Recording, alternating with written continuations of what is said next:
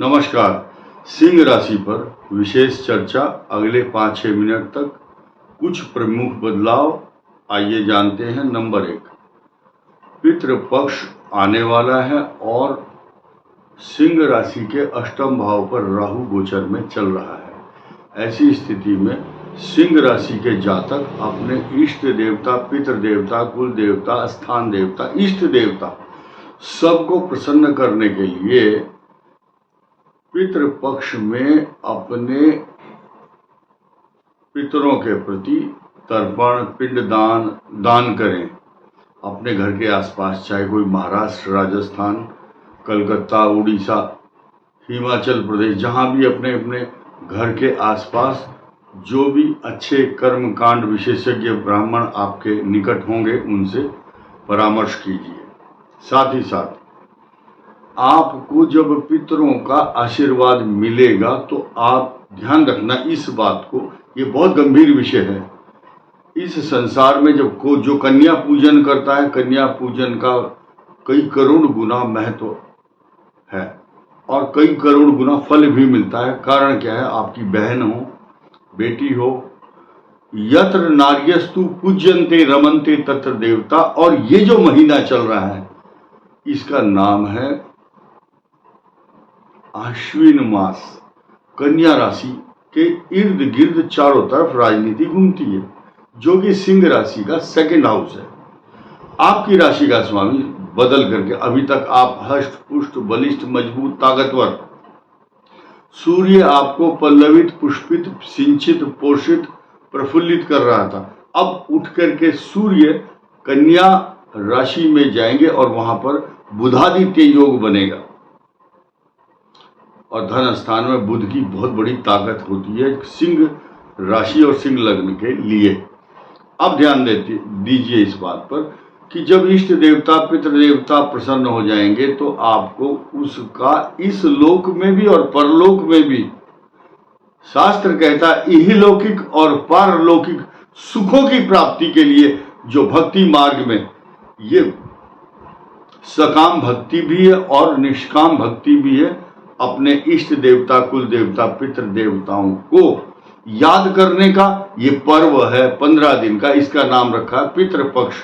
ठीक 15 दिन के लिए स्वर्ग लोक से जो आपके पितृ देव हैं वो पृथ्वी के सन्निकट सबसे नजदीक होते हैं। इसलिए बताते हैं कन्या आगत। कन्या राशि में जब सूर्य आगत मैंने आ गए हैं तो उसको उसी का दूसरा स्वरूप क्या है? कनागत। कनागत। और इसी से रिलेवेंट सब्जेक्ट क्या है?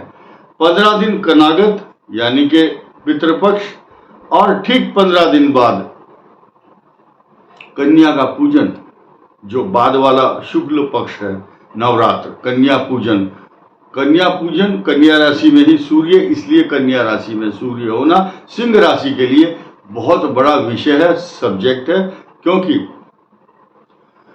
आप धन कुटुंब वाणी स्थान में सूर्य, केतु और बुध का जो समायोजन है, एक 3 ग्रहों की युति है, ये आपके स्वास्थ्य को लेकर थोड़ा सा प्रभावित करेगी। क्योंकि अष्टम भाव में राहु, पैरों में दर्द, अशांति, तनाव, चिंता, व्यर्थ की निर्मूल आशंकाएं, जिन बातों से आपका सरोकार मतलब भी नहीं है, आपको एंग्जाइटी, तनाव होता है, व्यर्थ की आशंकाओं से आप आशंकित ना हो। आपका कोई कुछ नहीं बिगाड़ पा रहा है और ना बिगाड़ सकता है। रीजन क्या है?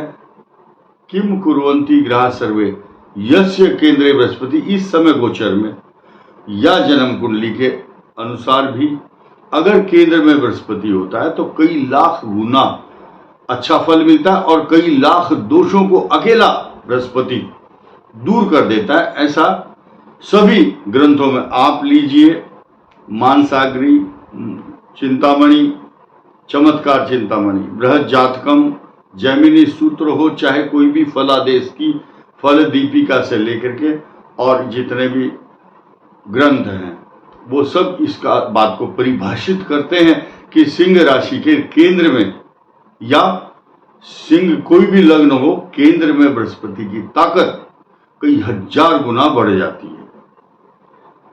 अब 3 बातों पर हम फोकस करेंगे। 16 तारीख को बुध की राशि में सूर्य का प्रवेश आपकी राशि पर विचरण कर रहा था, लेकिन साथ ही साथ एक नई चीज भी है जो हो चुका, उसकी बात करना भी जरूरी है भविष्य में, क्योंकि नेगेटिव इफेक्ट, आप किसी को अगर खुश नहीं कर सकते तो नाराज भी मत करो। सिंह राशि पर सूर्य कब तक है? 16 तारीख तक, और अगले मात्र 3 दिन के अंदर अंदर जब परिवर्तन होता है सूर्य का तो कुछ लाभ देकर के जाता है। लेकिन इन पिछले दिनों में लाभ बहुत एक्स्ट्रा ऑर्डिनरी क्यों नहीं दे पाया? क्योंकि शनि पुत्र है और सूर्य पिता है, दोनों का आपस में टकराव। और मजे की तो बात यह है कि दोनों ही शक्तिशाली पोजीशन में है, सूर्य अपने मूल त्रिकोण में और शनि अपने त्रिकोण में, मूल त्रिकोण राशि में, दोनों का टकराव। आप जिसकी कुंडली में ज्यादा बलवान सूर्य है वो पराजित कर देता है शनि के प्रभाव को, निष्क्रिय नगण्य करने के लिए काफी है, नल एंड वाइट निष्क्रिय कर देता है। अब सूर्य का प्रवेश अपनी कन्या राशि में, मित्र राशि में होगा 23 तारीख को। बुधादित्य योग भी बनेगा जो सिंह राशि के लिए अपार खुशियों का देने वाला होगा। साथ ही अब नया समीकरण क्या है? 18 तारीख को जब आपके पितरों का तर्पण, पिंडदान, श्राद्ध होगा, आपको उसका लाभ ज्यादा क्यों मिलेगा? सिंह राशि के ऊपर, सिंह लग्न के ऊपर मैं जोर इसलिए दे रहा हूं क्योंकि आपका जो भाग्य स्थान है वो पितरों की कृपा का भाव है, वो स्थान ऐसा है। और वो भाग्य स्थान का स्वामी कहां बैठा है? आपके इनकम हाउस में है। और भाग्य स्थान को शुक्र देव जो दैत्यों के गुरु हैं और मृत संजीवनी विद्या को जानने वाले हैं, मरे हुए में भी प्राण फूंक देने वाले होते हैं, उनकी दृष्टि आपके भाग्य स्थान पर होगी। तो ये बहुत पॉजिटिविटी का विषय है सिंह राशि के लिए। इसलिए आपसे निवेदन और आग्रह करूंगा, जो भी हमारे बच्चे, वृद्धजन, भाई बहन और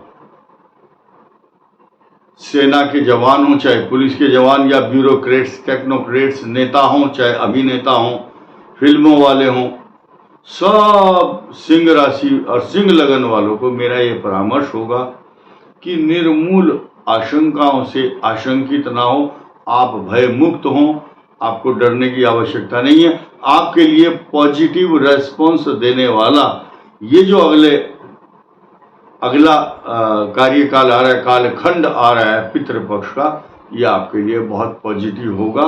साथ ही साथ जो 18 तारीख को चंद्रमा सिंह राशि, सिंह लगन के लिए अष्टम भाव में होगा, कोई भी रिस्क वाला काम नहीं करना है जिसमें आपको ये लगता हो कि ये मामला आपके लिए हानिकारक हो सकता है। पैसे का लेन देन, वाहन चलाना या लड़ाई झगड़ा, या कोई आप किसी डील करने जा रहे हैं तो आपके लिए अष्टम चंद्रमा उस दिन अच्छा नहीं है। इस वीडियो में इतना ही। नमस्कार, धन्यवाद।